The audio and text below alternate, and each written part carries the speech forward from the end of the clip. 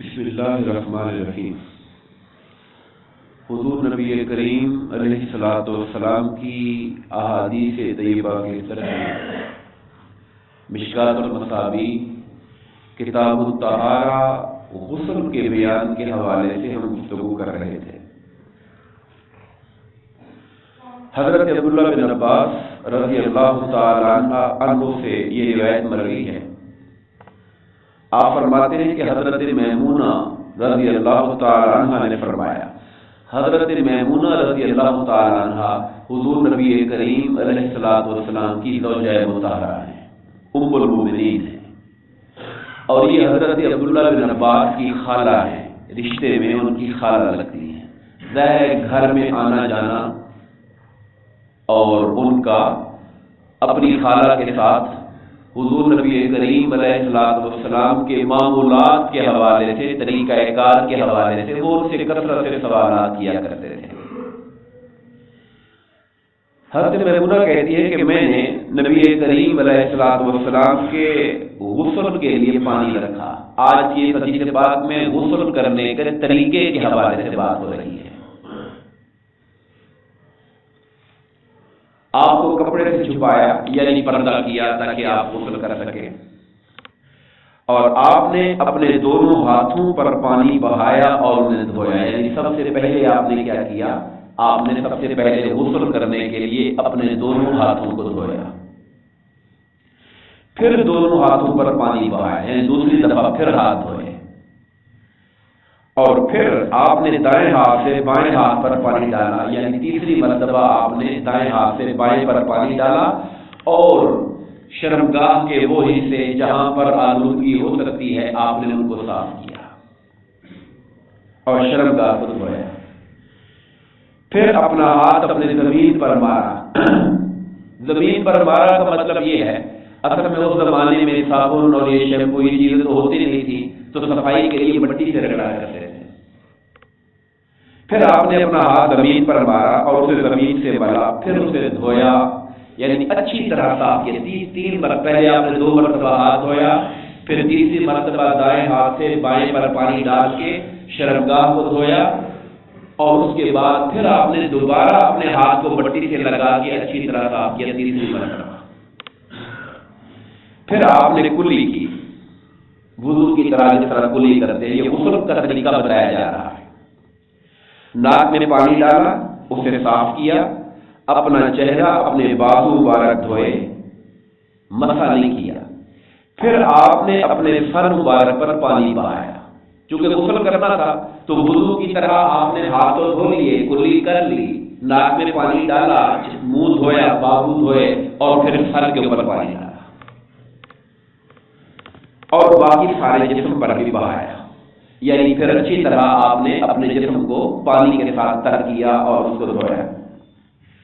پھر آپ جائے غسل سے ہٹے، یعنی نہانے والی جو جگہ تھی، پھر آپ وہاں سے سائڈ پہ ہوئے اور دونوں قدم مبارک دھوئے۔ قدم مبارک دھونے کی اس جگہ سے الگ ہونے کی وجہ یہ تھی، آپ سوچے ذرا کچے صحنوں جہاں پر، اب آج کل کی طرح ٹائلیں اور پتھر تو نہیں لگے ہوئے تھے، کچا تھا،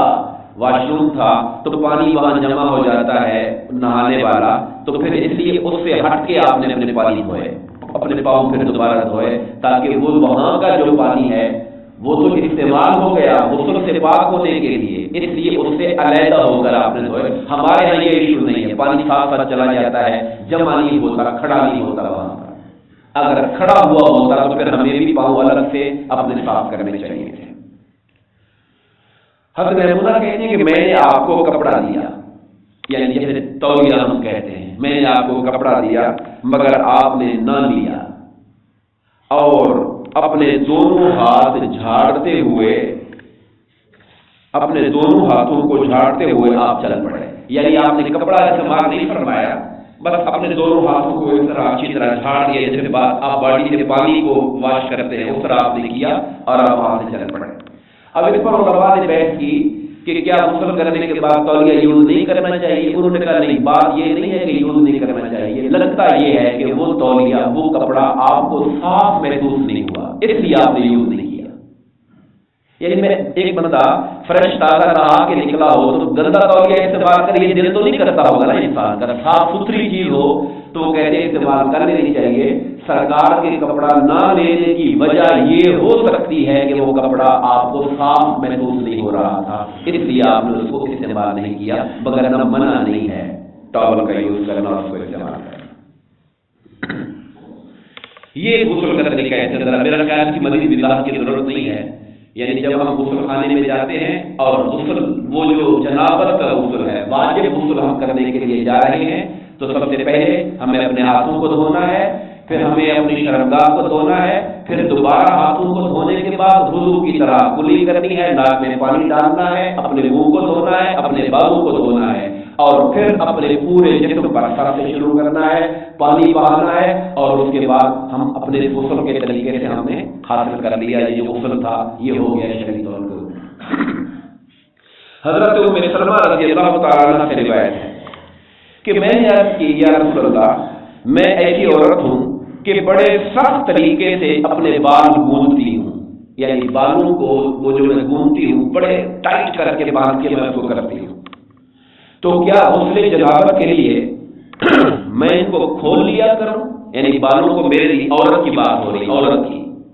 کیا میں بالوں کو کھول لیا کروں؟ سرکار نے فرمایا کہ نہیں، تیرے لیے بس اتنا کافی ہے کہ تم اپنے دونوں ہاتھوں سے اپنے سر پر 3 لب پانی بہا لیا کریں، سر پر تیرا پانی بہانا ہی کافی ہے۔ اگر بال اچھی طرح گدے ہوئے جڑے ہوئے ہیں سختی سے تو ان کو کھولنے کی ضرورت نہیں ہے۔ یہ آپ نے حضرت ام سلمہ رضی اللہ تعالیٰ عنہ، یہ بھی ام المؤمنین ہیں، سرکار کی زوجہ مطہرہ ہے، انہیں تعلیم فرمائی، یہ عورتوں کے لیے حکم آیا ہے۔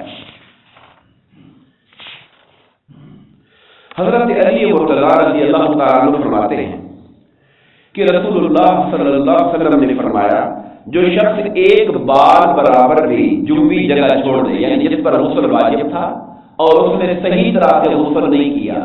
بال برابر جگہ بھی اگر خشک رہ گئی تو سرکار نے اس کے اوپر ناراضگی کا سزا کا اعلان کیا، انہوں نے ذکر نہیں کیا، تو فرمایا اس کے ساتھ دوزخ میں اس طرح کیا جائے گا، کس طرح یہ اندر نے بیان نہیں کیا، مطلب کہ سزا کا ذکر کیا۔